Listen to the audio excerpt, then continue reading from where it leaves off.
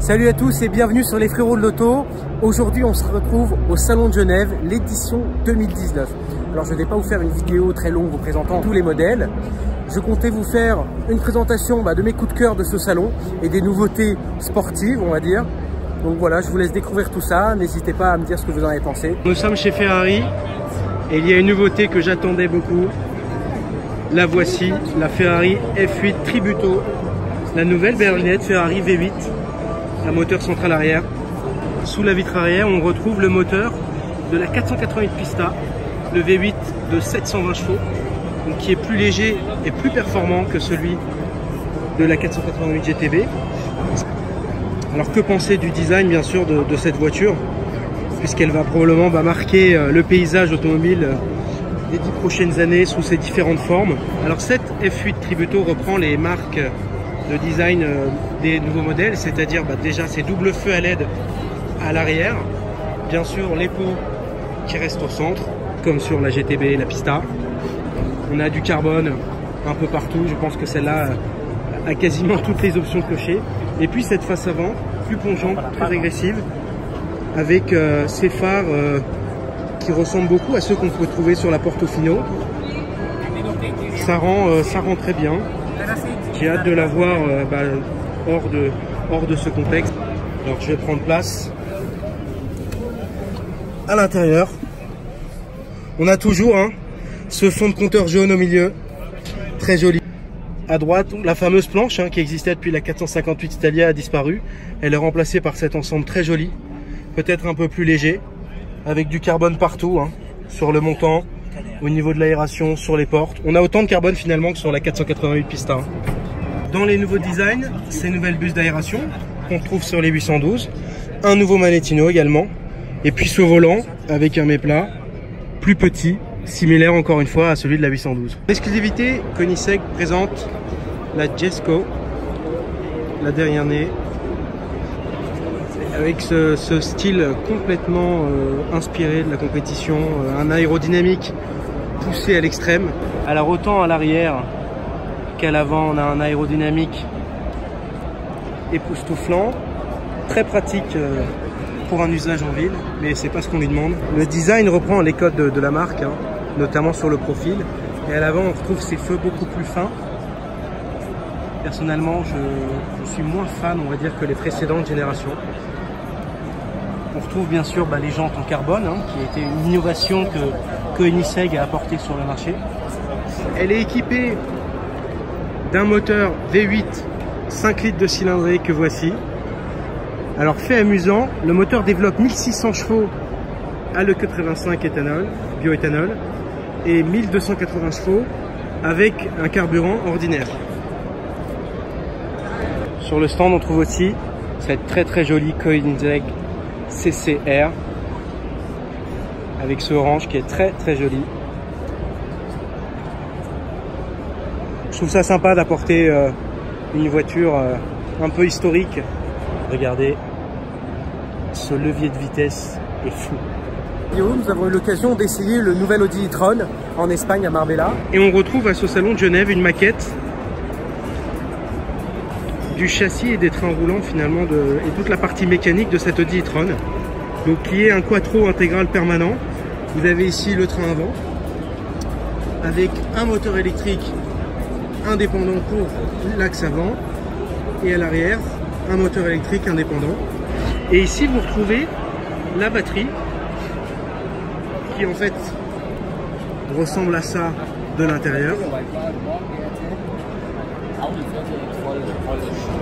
Du côté de Lamborghini, on a également 3 nouveautés, dont 2 voitures qui ont été présentées à l'occasion de ce salon. Donc la Huracan Evo Spider. Donc, la Huracan Evo, c'est une sorte de relift de la Huracan avec une optimisation au niveau aussi des performances. Et donc après avoir présenté le coupé en orange là-bas, Lamborghini a présenté la version découvrable.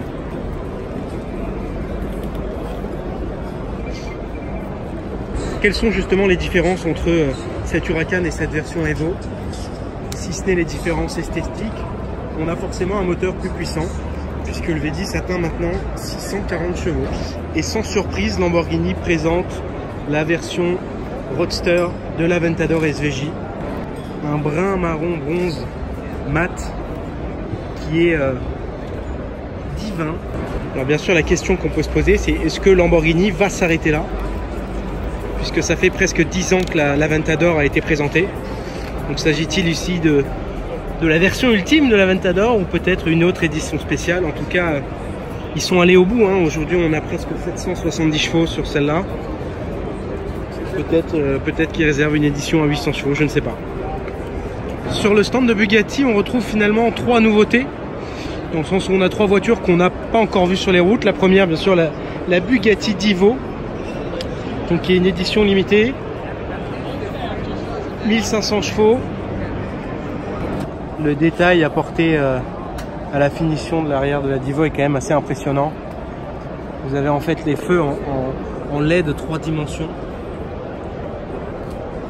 Cette ligne d'échappement. Le moteur est recouvert de carbone bleu. La star de ce salon, étant donné les informations folles de cette voiture, près de 16 millions d'euros. C'est une commande donc unique, un one-off. Alors certainement au niveau design, les goûts et les couleurs, chacun se fera sa propre opinion de la voiture. C'est vrai qu'elle est agressive, mais c'est dommage d'avoir ce noir qui tue un petit peu les lignes parce que la voiture a l'air particulièrement sculptée. Et puis on a une sorte de grille sur le capot, c'est assez étrange comme design. Alors on remarquera la longueur de la voiture. Il faut savoir que c'est un hommage à la Bugatti SC57 Atlantique. Peut-être que la longueur de l'auto rend hommage aussi de cette manière-là à ce vestige de l'histoire automobile. Je dois avouer que le dessin de l'arrière est assez joli. Avec cette bande de LED blanche, très très jolie. Puis la troisième nouveauté, donc la Bugatti Chiron Sport, présentée pour célébrer les 110 ans de la marque Bugatti.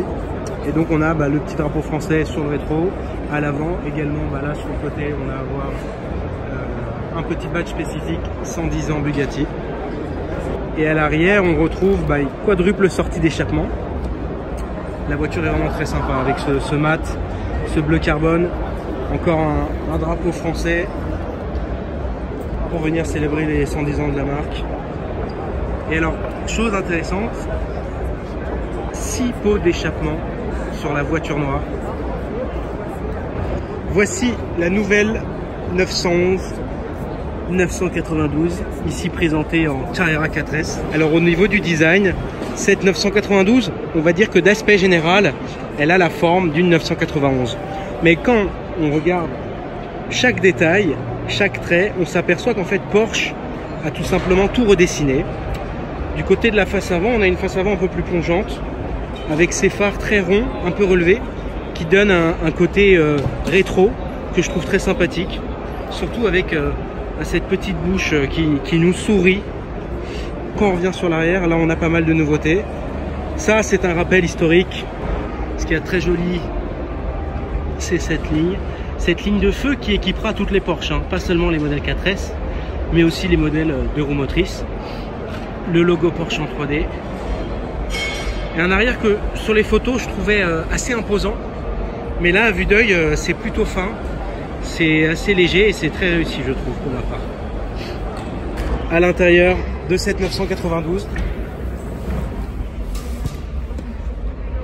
beaucoup de choses ont changé dans cette 992.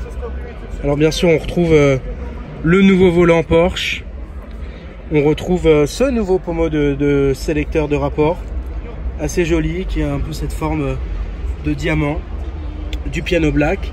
Mais ce que j'aime, et ce qui pour moi est important, et surtout pour un modèle comme la 911, c'est d'avoir conservé les 5 compteurs et surtout un compte-tour qui est encore, on va dire, à l'ancienne, sans écran. Et ça, c'est vraiment très joli, très plaisant. Et c'est bien joué de la part de Porsche, puisqu'on a vraiment ce clin d'œil historique là.